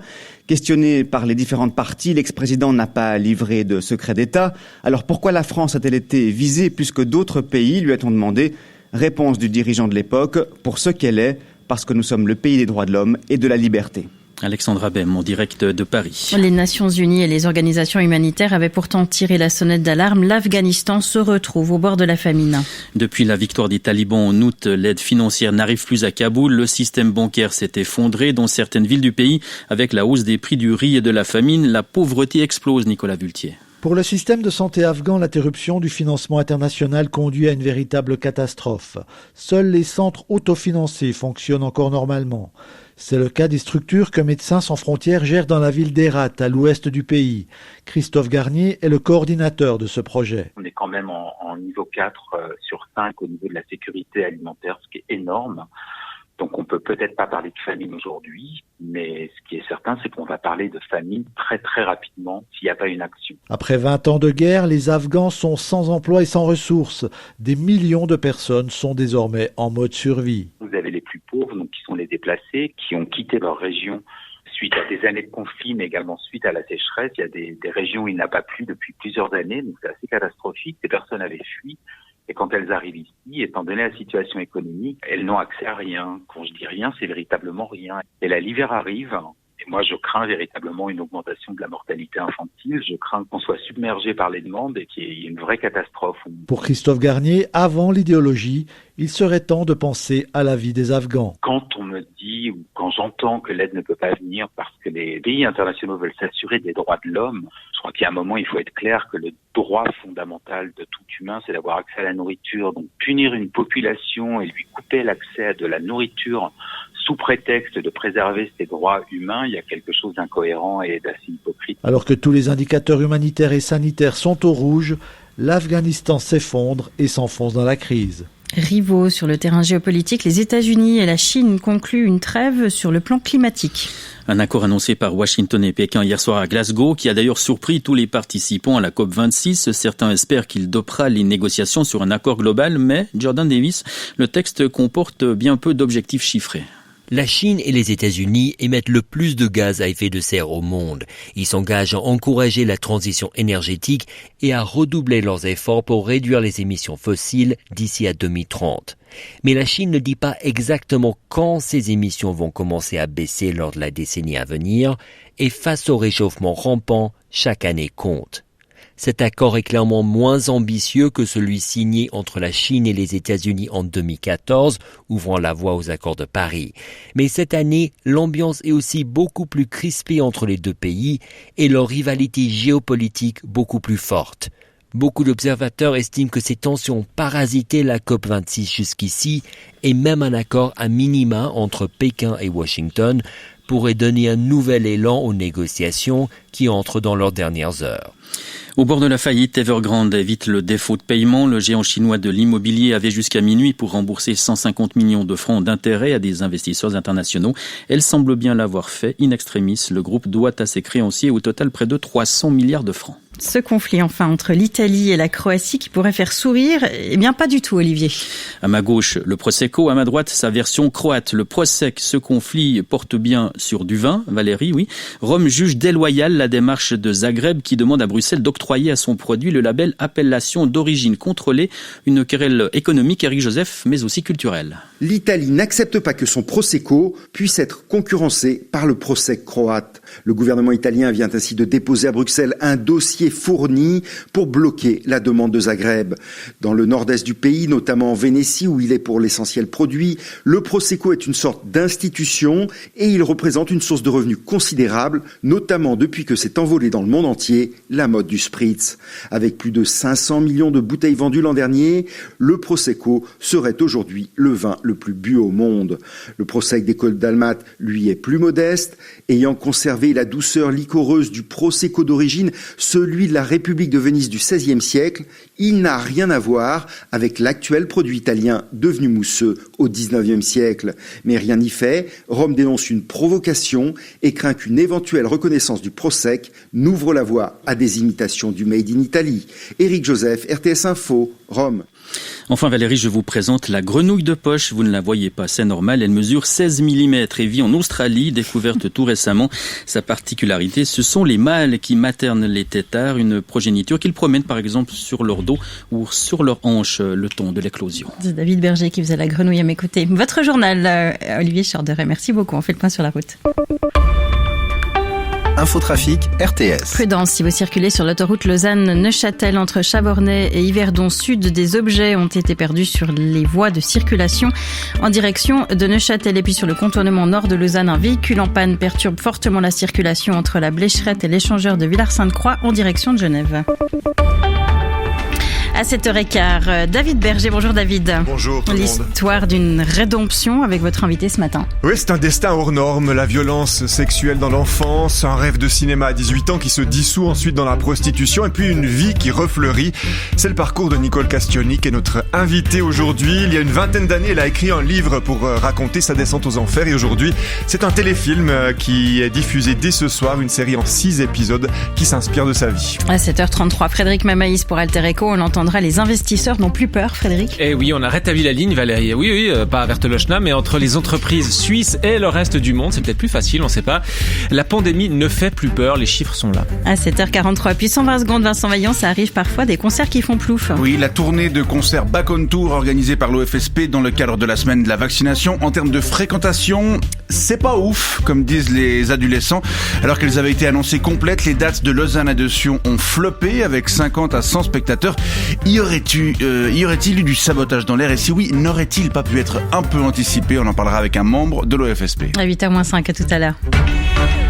RTS La Première, Valérie Auer. Le Zoom de ce jeudi, l'Union européenne s'apprête à élargir ses sanctions contre la Biélorussie, accusée d'orchestrer un afflux de migrants aux portes de l'Europe. La plupart viennent du Proche-Orient, irakiens, syriens, jordaniens, libanais. Tous ont depuis l'été accès à des facilités pour voyager vers Minsk. Laure Stéphane, vous êtes avec nous en direct au Liban. C'est l'un des pays de partance. Vous avez vu ces départs à l'aéroport de Beyrouth? Oui, c'était mardi dernier. C'était l'un des 2 vols directs de la semaine vers Minsk depuis Beyrouth, opéré par la compagnie biélorusse Belavia. Un vol annoncé sur les écrans de départ et il n'y a pas besoin de talent détective pour reconnaître les migrants qui prennent cet avion. Ils n'ont pas de valise, juste un petit sac à dos. Certains portent une doudoune pour le froid qui les attend. Ils ont des chaussures de marche. Autre signe distinctif, beaucoup sont jeunes, dans la vingtaine. La plupart de ceux avec lesquels j'ai parlé sont des Syriens qui vivent au Liban, réfugiés ou présents avant la guerre.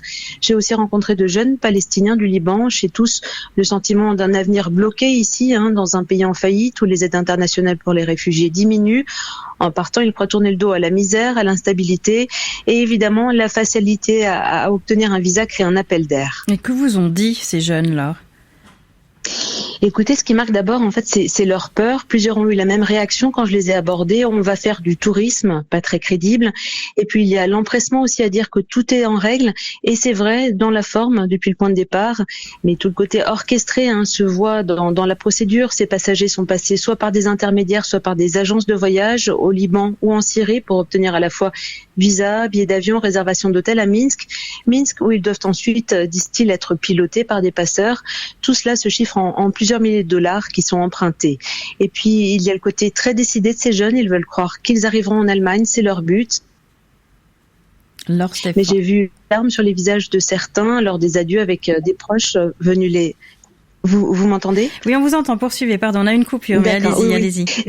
Pardon, j'étais en train de parler justement de l'émotion, des larmes sur les visages de certains jeunes lors des adieux avec des proches venus les accompagner.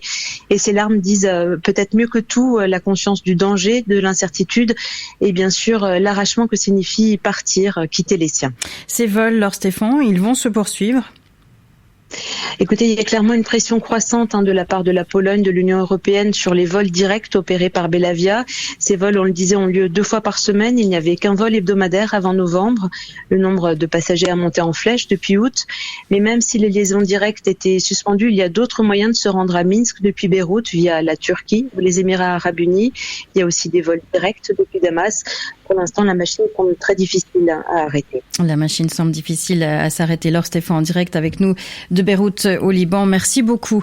7h19, on l'apprenait en fin de journée hier, la ligne ferroviaire Lausanne-Genève ne sera pas rouverte avant demain matin. L'affaissement du sol au niveau des voies à Tolochna nécessite encore des travaux. Depuis mardi, les équipes de réparation s'activent pourtant 24 heures sur 24 et elles ont déjà coulé plus de 25 mètres cubes de béton dans les trous qui se sont formés sous les voies. Bonjour Pierre Desmonté. Bonjour. Vous êtes géographe spécialiste des questions de mobilité et désormais éco-syndic d'Yverdon-les-Bains. Un glissement de terrain sur la ligne Lausanne-Genève et toute l'agglomération lémanique est paralysée, on le voit depuis hier. Que révèle cet incident ? Quel regard le géographe porte sur ça ? Il porte le regard que la géographie peut être dictatoriale. En l'occurrence, évidemment, tout le trafic entre le bipôle, entre guillemets, Genève et Lausanne de la nouvelle métropole lémanique, il se concentre sur un seul axe parce que la géographie l'impose. Vous avez un lac d'un côté, vous avez la chaîne du Jura de l'autre et un couloir finalement relativement étroit entre les deux dans lesquels on fait passer depuis 20 ans finalement l'ensemble de l'explosion de trafic due en fait à la métropolisation de l'endroit. Et en fait, on a des infrastructures qui sont soumises à une pression extrême qu'on charge à fond évidemment, qui est unique. Il n'y a qu'une seule ligne de train, une seule ligne en double voie entre Lausanne et Genève et un jour arrive ce qui s'est produit mercredi soir. Donc si on a aujourd'hui 60 000 pendulaires tous les jours sur cette voie, c'est pas qu'on a pris du retard, c'est simplement parce que notre géographie nous l'impose, on peut pas faire autrement ? On pouvait pas, en tout cas, imaginer quelque chose d'assez différent sur l'organisation de cette métropole qui d'ailleurs s'est mise en place d'elle-même, d'une certaine manière. Si vous regardez la manière dont le réseau est construit autour d'une ville comme Zurich, vous avez une douzaine de lignes CFF qui rayonnent depuis le centre-ville et donc vous pouvez irriguer l'ensemble de la métropole.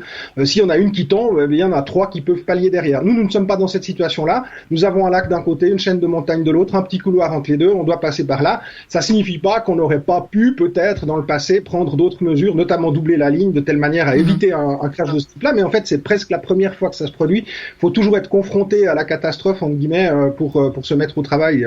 Vous dites doubler la ligne, c'est l'une des solutions sur la table actuellement. Elle coûterait très cher, elle demanderait aussi beaucoup de temps, pas sûr qu'elle soit acceptée non plus par la population, mais ce serait de la doubler de manière souterraine, de creuser dessous, la même chose que sur terre.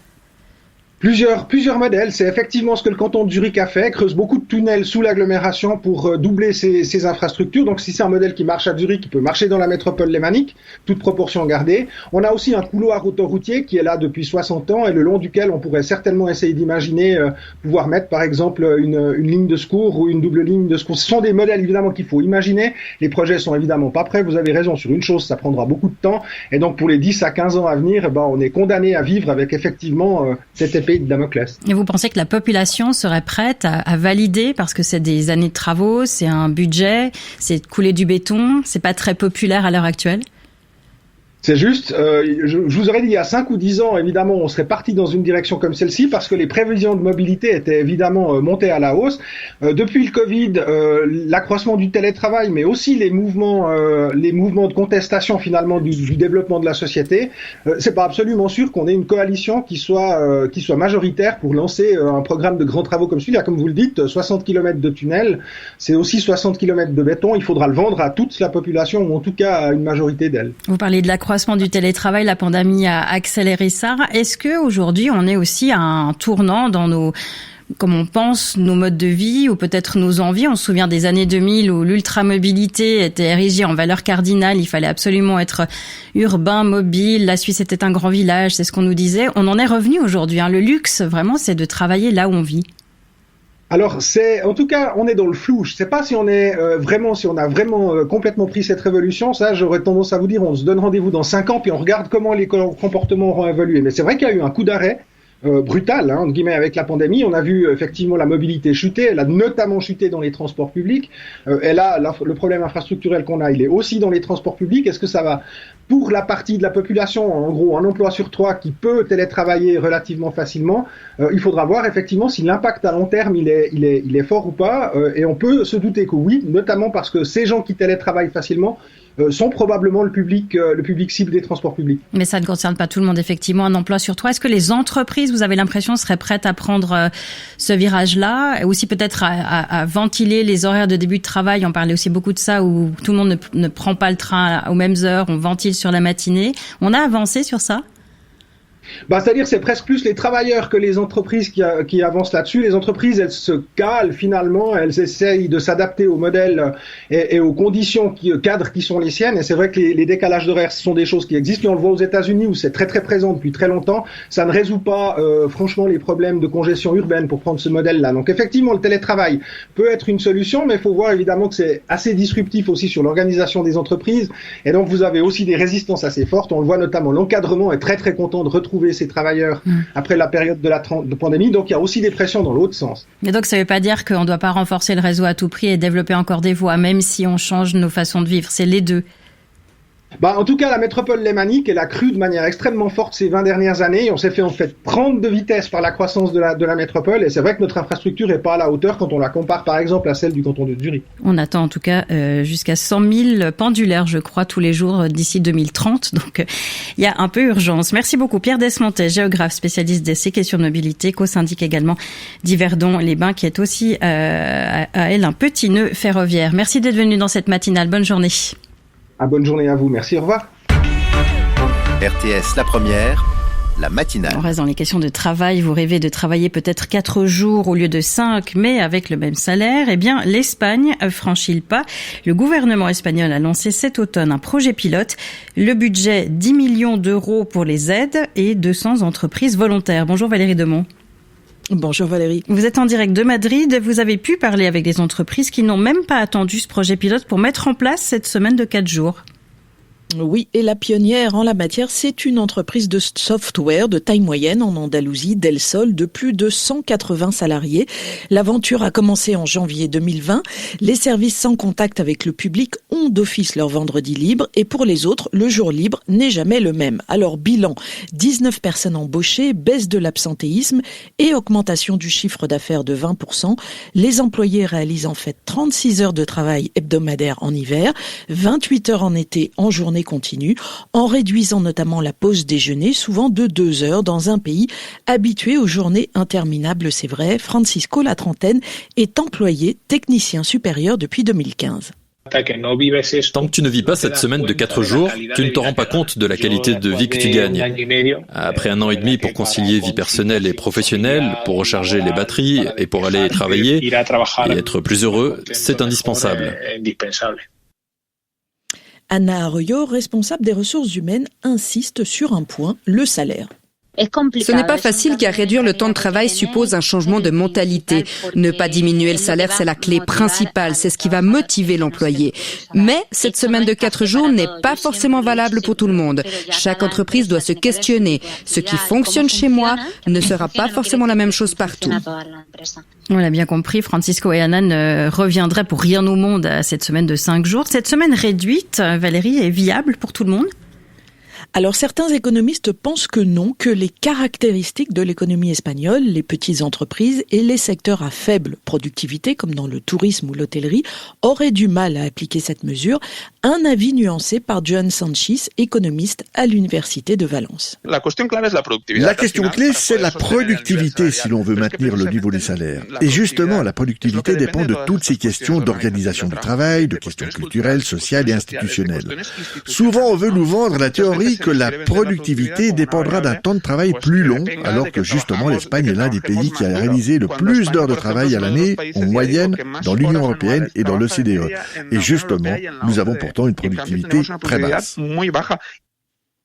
Alors, Joan Sanchis connaît bien le sujet. Il a conseillé le gouvernement régional de Valence pour élaborer aussi un plan d'aide de 10 millions sur 3 ans. Les entreprises volontaires pourront bénéficier de la compensation de la hausse des coûts salariaux à hauteur de 100% la première année, de 50% pour la seconde, puis de 25% pour les suivantes. Et tous ces projets pilotes, Valérie, peuvent provoquer un effet domino ?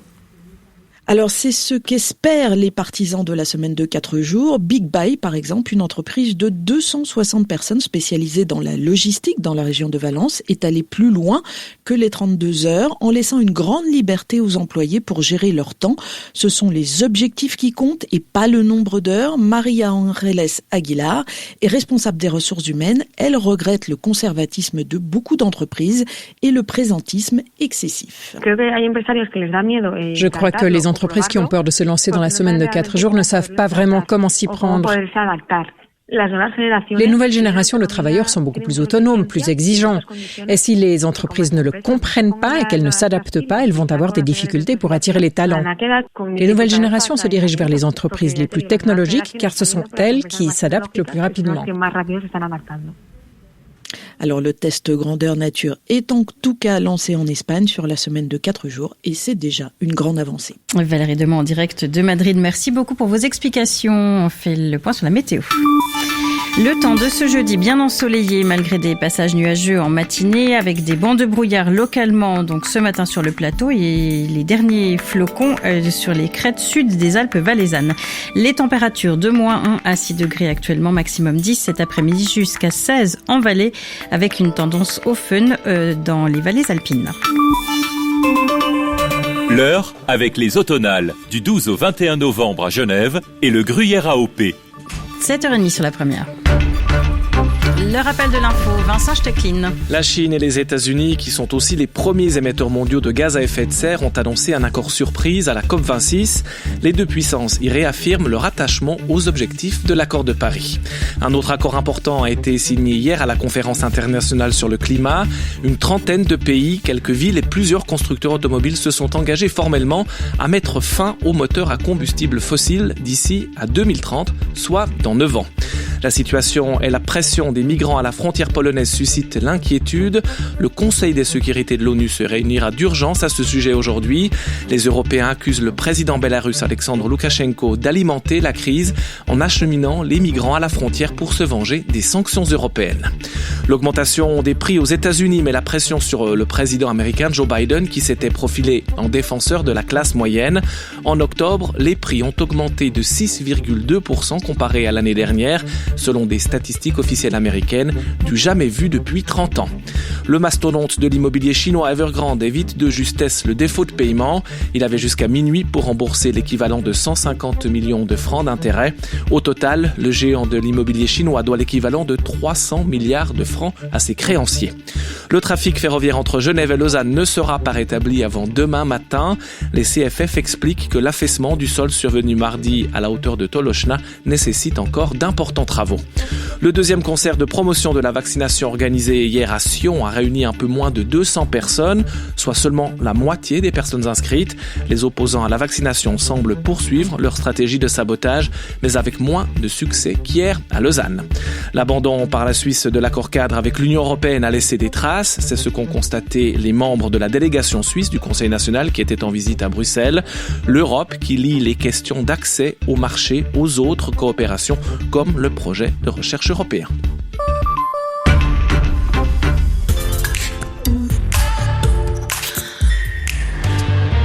Enseigner l'anglais au Népal ou compter les éléphants au Botswana, les missions de volontariat payant à l'étranger ont la cote en Suisse, surtout auprès des jeunes. Mais beaucoup sont tombés dans le piège, car derrière la vitrine de ce qu'on appelle le volontourisme se cache un business juteux, couvert de graves dérives. Temps présent, c'est ce soir sur RTS 1. À 7h33, David Berger, Nicole Castioni est votre invitée ce matin. Sa vie a inspiré une série qui sera diffusée dès ce soir à la télévision. Bonjour Nicole Castioni. Bonjour, je suis ravie d'être avec vous. Et nous sommes ravis que vous soyez là en direct dans notre studio de Lausanne. Sacha, c'est le titre de cette série en 6 épisodes, diffusée sur la RTS dès ce soir et sur SRF aussi, en version alémanique. C'est surtout une fiction qui est inspirée par votre vie, Nicole Castioni. Pour planter le décor, j'aimerais citer la réalisatrice Léa Fazer qui dit « Si on inventait cette vie, rien ne serait crédible. Et pourtant, cette vie, c'est la vôtre. Comment est-ce que vous la qualifieriez, cette vie ?» Fracassée au départ et puis reconstruite par la suite. Et pour terminer le propos de Léa Fazer, je dirais même qu'on a été on a mis le curseur un peu bas par rapport à la vérité. Alors pas dans la fiction, pas dans la trame générale de la série. Évidemment, on a rajouté des éléments qui n'existent pas dans ma vie. Ça serait quand même un peu beaucoup. Mais puis il fallait aussi qu'il y ait un côté policier derrière. Mais au niveau de ma vie, on a mis plutôt le curseur en bas. Pas trop fracassé, c'est ça, dans la série. Non, il n'y a pas de raison de choquer, quoi. Vous êtes l'héroïne d'une histoire qui est une histoire de libération de la parole en cours de votre vie, Nicole Castioni. Quelles ont été les étapes qui ont mené à cette libération de la parole? On rappelle que vous êtes passé par la violence sexuelle dans l'enfance, par la prostitution à Paris plusieurs années, puis ensuite cette vie qui refleurit, la politique, d'autres métiers. Comment vous qualifieriez finalement les étapes qui ont amené à cette libération? La libération, elle est venue toute seule parce qu'en plus, par rapport à Sacha, on a commencé à écrire le scénario. Enfin, il y a tout un processus par rapport au producteur, au diffuseur, la RTS, évidemment, plus tard Arte. Tout ça s'est fait avant le mouvement de prise de parole, le mouvement MeToo. C'était une volonté de la part de Léa, de moi, de faire passer un message important. Et le message important était la continuité du livre que j'ai écrit donc il y a une vingtaine d'années, qui parlait justement de cette vie, comme vous dites, fracassée. Mais ce qui était important pour moi, avec un travail thérapeutique que j'ai fait depuis, sur près de 20 ans, que je continue d'ailleurs, c'était de savoir pourquoi, quel était en fait le système qui amène à pourquoi on arrive tout d'un coup à un endroit où on n'a pas forcément envie d'aller. Et je me suis rendu compte, enfin avec ce travail justement, que ça avait un nom, et ce nom c'était l'inceste. Et en fait, Sacha, c'est pas sur l'inceste.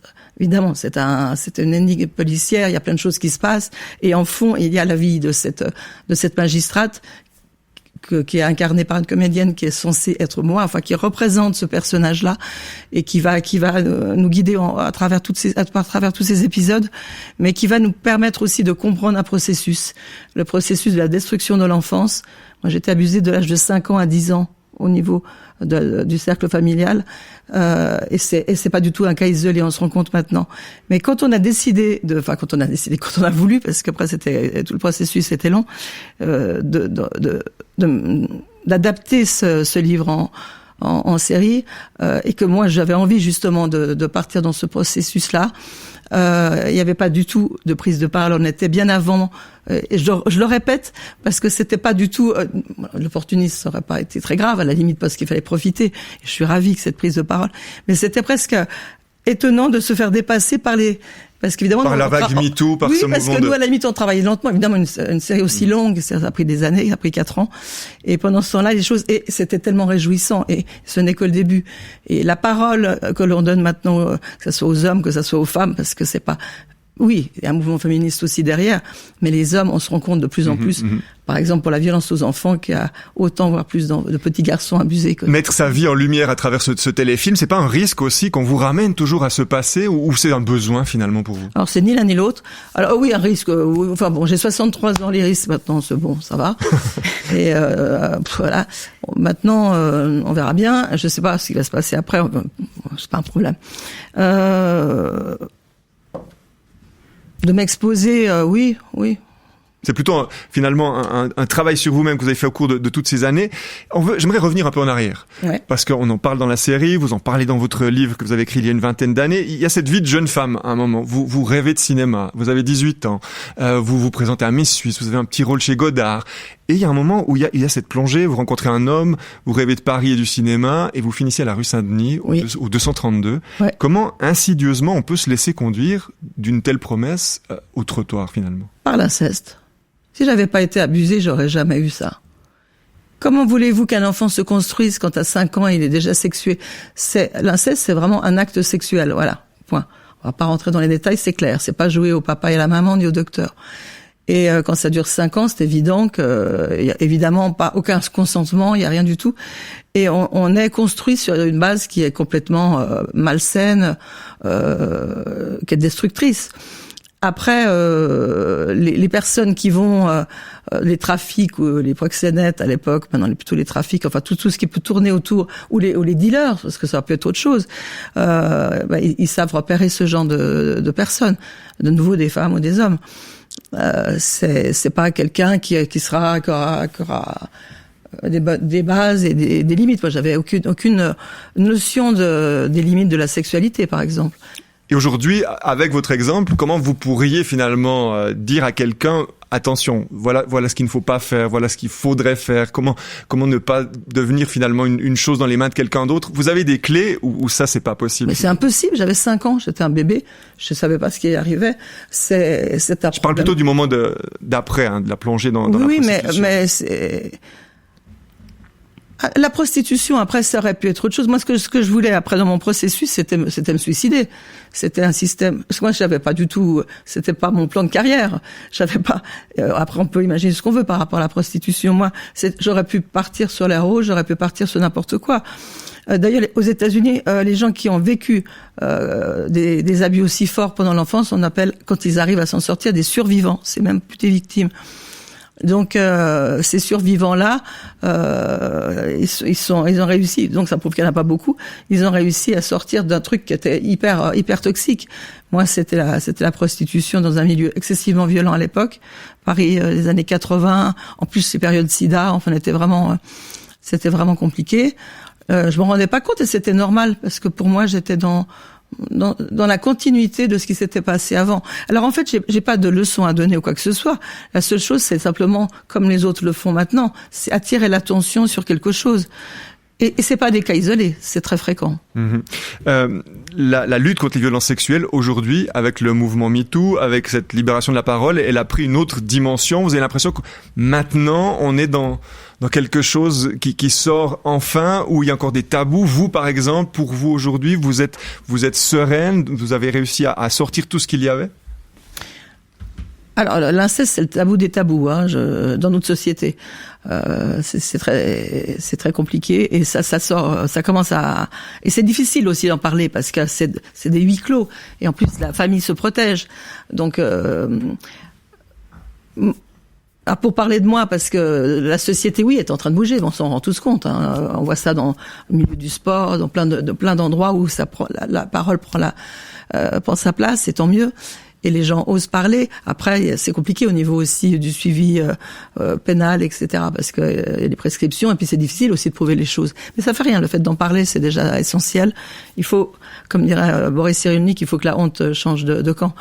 Mais par rapport à moi, non. Moi, je suis fracassée jusqu'à la fin de ma vie, mais c'est pas grave. Je veux dire, de toute façon, de nouveau, avec mon âge, j'ai l'habitude et je continue je sais pas jusqu'à quand, mais j'arrive quand même à avancer. J'ai une vie plus ou moins normale. On parle de la parole qui avance, qui se libère. Vendre la série, ça n'a pas été facile, là. Les chaînes que vous avez contactées d'abord étaient plutôt réticentes. Pourquoi? Alors déjà, on a commencé il y a longtemps. On a commencé il y a près de 20 ans parce qu'au départ, on était parti sur l'idée d'adapter quand le livre est sorti à la fin des années 90. Début 2000, enfin 98. Donc on n'était pas du tout dans cet ordre-là. Mon livre a eu beaucoup de succès à l'époque parce que je parlais de prostitution et c'est une époque assez racoleuse